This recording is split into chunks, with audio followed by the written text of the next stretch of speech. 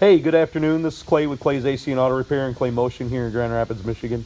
I think you're going to find this video helpful if you're putting an engine in your Chevy Traverse, or I'm sorry, Chevy Equinox or your GMC Terrain. This is going to be some great stuff. Hopefully it is, and if it is, please subscribe. Click the notification box and share my videos. If you want to, you can reach out to me on Clay's AC and Auto Repair on the Facebook. That's the easiest way to get a question to me really quickly.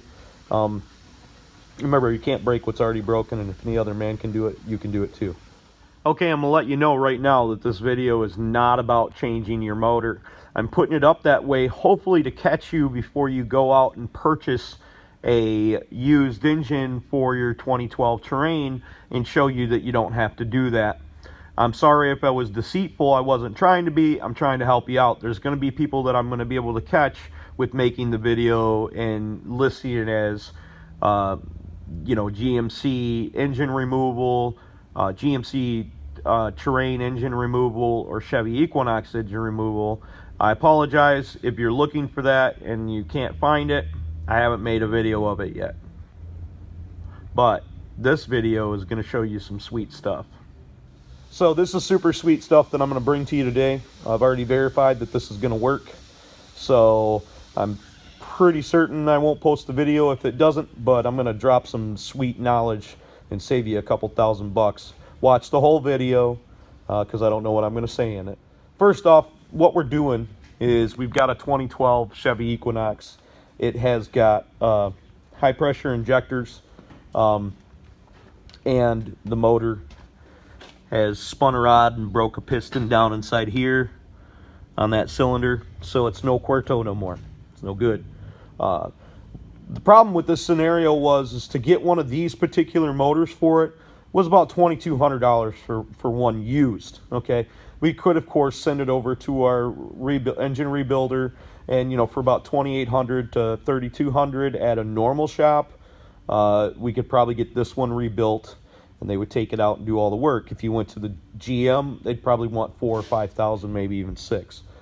What I'm going to do is I'm going to drop some sweet knowledge on that and tell you how to replace this motor as inexpensive as possible and still have something good. And this is how we're going to do it. We're going to call up the junkyard and we're going to find us a motor out of in my situation, I used a 2006 Chevy Cobalt engine. Now it only had 114,000 miles on it, and this is where my recommendation comes in. If you're going to buy a junkyard motor anyways, and even if you get one for $1,000 that's exactly right that can go in this here, you're going to want to do a couple things to it. Doesn't matter. More than likely you're not going to get a 30,000 mile motor. If you do, just put that sucker in.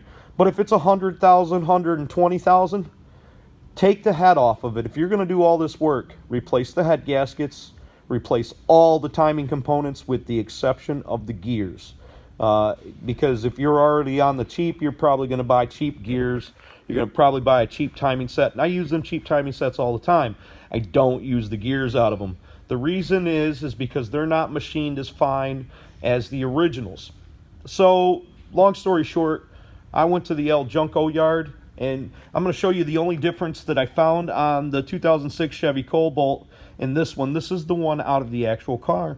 There's no bolts here, and on the 2006 they're almost like, I'm not quite certain what they're for, what they do and what passages they are for, but they're like little studs that go there, and this doesn't use them, so it doesn't really matter, and the other engine didn't use them either.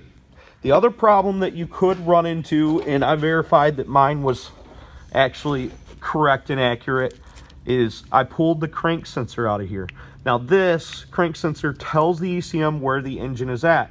And on this particular tone ring, which is what that little notchy looking thing down in there, it's called a tone ring, it only has one fixed space. So that tells me that the engine knows where number one cylinder is, doesn't tell it anything else, just tells it where it's at, top dead center. So this communicates to the ECM, hey, I'm at top dead center. And then talks to the cams that would be up there in the cam positioning sensor and tells them if they're off. Now I counted this, but I kept getting miscounts because the piston's broken in this one and we can't move the engine as steadily. On the other engine I got 58.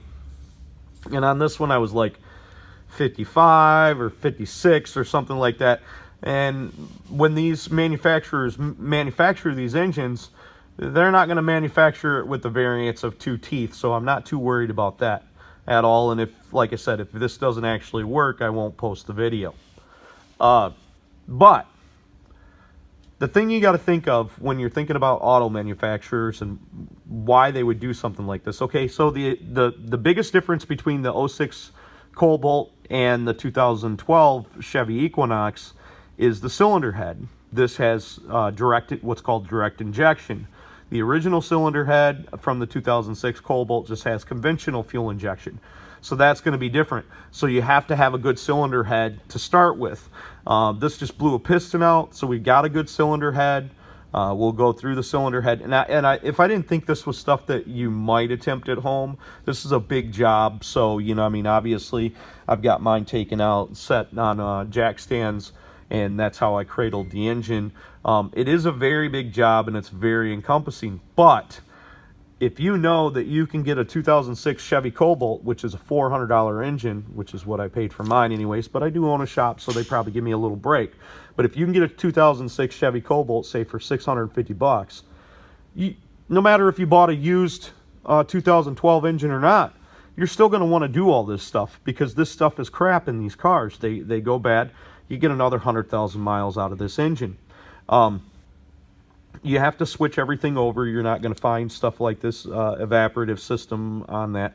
But everything else switches over. Like on the 2006 Chevy Cobalt, doesn't have these studs that hold the alternator on. But we have to remove the studs. This is some great stuff. And okay, so I wanted to spend a couple moments to tell you about why this is a possibility that this could actually work.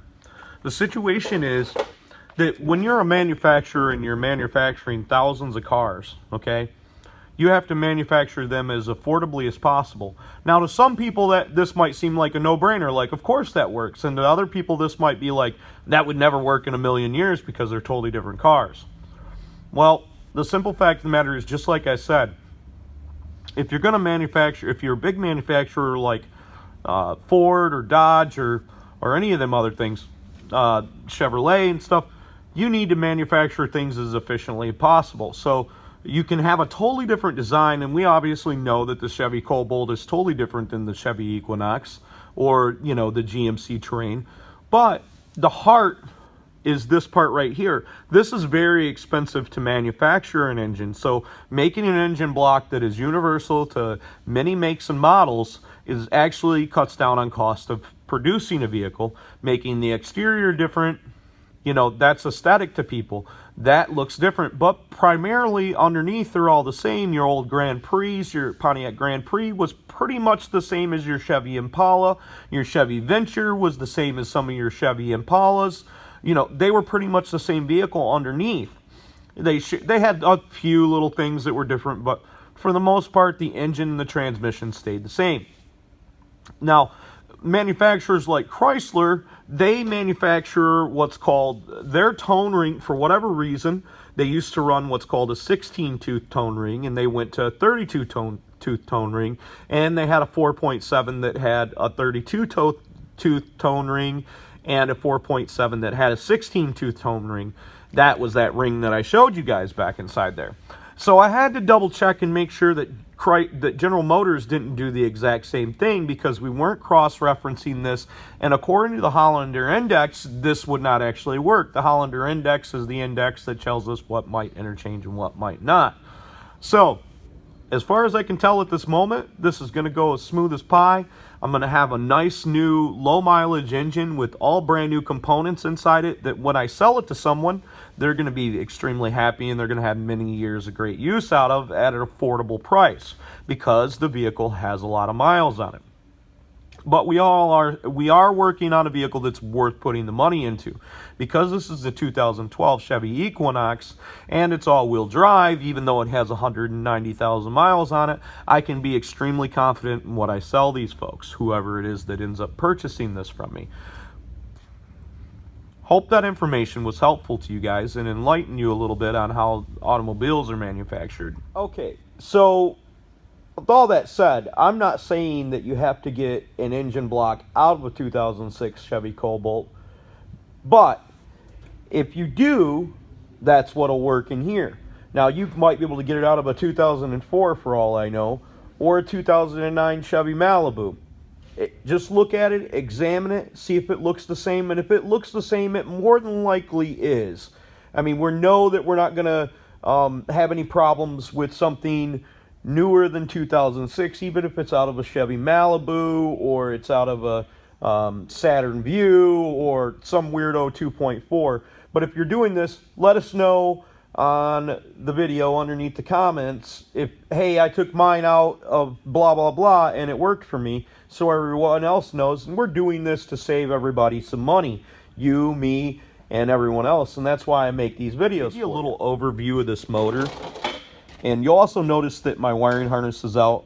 Just some tips. I didn't make a video of showing you how to take it out, but I ended up undoing the fuse box and pulling out the this out of the bottom. The fuse box was a stud that held that on there, and that's my engine controls. So that pretty much when I go to put this engine back up in there, it's going to be complete.